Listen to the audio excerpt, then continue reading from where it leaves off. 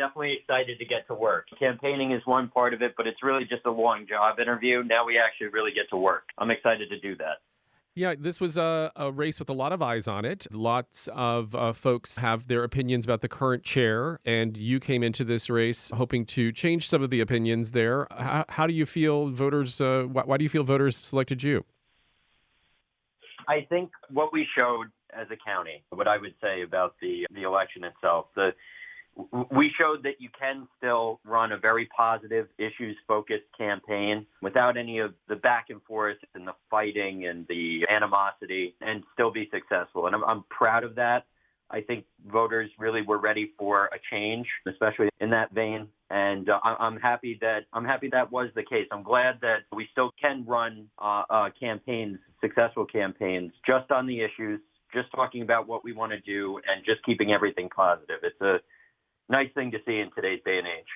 Matt, in these preliminary results that we're seeing from the Board of Elections, Patricio just mentioned that you won by 61% of the votes. That seems to be a pretty significant win. What do you think that means in terms of what the voters in your district were saying? They thought that it was time for a change, that they had seen what was going on, much like I did, which is why I decided to run in the first place, and decided that if they wanted to see a future for this county that was much more positive, much more focused on the issues that were affecting them directly, that a change needed to be made. And I'm glad that they agreed with me. But I really think it comes down to just understanding that we have a lot of issues here, and we're going to need to jump right into them and tackle them. And I feel that one of the things that I really wanted to stress was to make sure that people understood that if they were voting for me, they were voting for somebody that was going to hear them out. No matter what party they were, no matter who they were, what their idea was, it was going to be heard. And that's something that I've always felt is the only way to run any type of government or any type of organization or any type of relationship between two people. You got to make sure that you're willing to listen first, consider other people's ideas, and then act on it. And that's the only way to get anything done, really. And if we're not doing that, then we're missing out on some of the more creative and interesting solutions to problems that we all know we have. Yeah, you're emphasizing policy and functionality over party affiliation, and to have this type of a win in Sullivan County where it tends to be a majority conservative county. Do you have any feel, or were you getting some cross-party support? It's so hard to know. I talked to so many different people since I started doing this, so over a year ago. And I talked to everybody, people from all parties. I never really minded one way or the other. With a local election like this, it's about trying to make sure that you're working for the people. And that's what I wanted to make sure that I was expressing was my intention to do. I think I probably did get some cross-party support. I don't know how everything broke down, but for anybody that did support me from across the aisle, I very much appreciate their vote. And for those that didn't, I'm still your representative. You can still call me. Most people by now probably have my cell number, so it's not changing. I don't mind whatsoever. I want to be a representative for the people who did vote for me and those who didn't as well. They deserve exactly the same amount of representation, and that's what I want to provide. I'm not too worried about who or how or why it all happened, but I know that I'm here now, and I'm ready to work for everybody. Matt, this is Patricio. One of the threads I've seen this election season is a lot of those running were because of what's happening at the legislature. This was their reaction. They didn't like what was happening at the board meetings, and they wanted to do something. And we're going to talk to Kat Scott later on about this also, but because that was what your main reasons why we talked about this earlier. But one of the main reasons you were running is because of what was happening in the legislature, and you wanted to run, and you wanted to make your voice heard, and you decided to run for public office. You want to make sure you treat people properly. You want to make sure that you hear them out. Like I said, it's about hearing people out and working together with others, regardless of who they are, whether they agree with you all the time.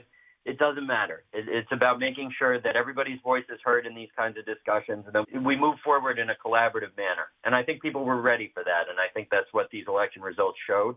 I'm happy that people were, and that people agreed, and that they felt that it was time for a change and to do things a little bit differently. And I'm looking forward to getting to work. I certainly did run because I wanted to see things operate differently, and I'm looking forward to bringing that to the table. But it's also because I love where I grew up, where I live, and this is where I want to be for my future, for my family's future. And like we said, Patricia, that more than anything is why I really wanted to do this. And now I feel like we have a very strong team coming in here that's going to be able to get a lot of really good and positive things done for this community. And that's what's more important than anything else. Speaking of the team, you obviously were focused on your race, but it was a big night for Democrats as they flipped control of the legislature. How does that feel to have control of the legislature to further the goals that you've just been speaking of? And what does it mean for folks in Sullivan County? It means you're going to get a team of incredibly hardworking people that we've worked together from the very beginning of this process.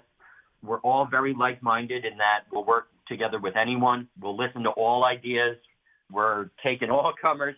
It's really a fantastic opportunity for people who are really engaged, for people who, everybody on this team, everybody. And that includes Mary Allison, that includes Justin, that includes all the people that have helped us to get to this point. We're ready to go. We've been ready to go from day one of starting this campaign. And what you're going to see is a much more cohesive unit coming together, listening to what the public has to say, and governing from the ground up and not the top down. And that fundamentally, I think, is the biggest change that the people of Sullivan County will see coming out of this new legislative body. Matt, as you're all fired up and ready to do something, can you just give us an idea, top line, what are a couple of things that you want to do? What's right out of the gate? What do you want to work on? Out of the gate, first things first, and it really is an urgent situation. We got to make sure that we take back control of the care center. That one's very time sensitive. We really got to make sure that we do that and really take care of the people that are our residents, our neighbors that are living in there right now, and make sure that they're getting the care that they deserve. That's number one, and that's the most time sensitive thing. Number two, I said it before, and I'll say it again, the opioid crisis needs to be addressed in a more cohesive and proactive manner. We need recovery facilities. We need opportunities to place people in safe housing so that they're not re-exposed after they're coming out of rehab programs and everything else. We need to make sure that they have the resources in the community here that they're going to need for recovery. And that means detox. That means treatment. That means caring for the people, our neighbors, our friends that we all know that are struggling. Housing, another one that was a really big thing for me and a really big thing that I want to push. I want to work together directly with towns to address the crisis that's happening right now. The rental market is crazy. Rents are super high, especially post-COVID. Housing prices are insane. We need to make sure that we're taking care of working people that want to live in our communities and want to contribute and want to be a part of this county. I want to work directly with any planning boards, any town boards that are looking to increase their stock in housing. I'd like to work with the IDA to incentivize some new building because I feel like we really do need to increase the stock. And what that looks like, that'll be worked out together in partnership with the towns, in partnership with my fellow legislators, and just making sure that we have buy-in from the public as well. It has to be a collaborative process, and I'm looking forward to get that started. Yeah, and the last thing really is just working together, being civil, making sure that we hear everybody's opinion and that we're making solid decisions for the people of Sullivan County. Matt McPhillips, who's beaten the current incumbent and chair of the legislature, Robert Doherty, in district. Congratulations and thanks for joining us, Matt. Thank you so much, guys. Let's make this a regular thing. I like talking to you guys.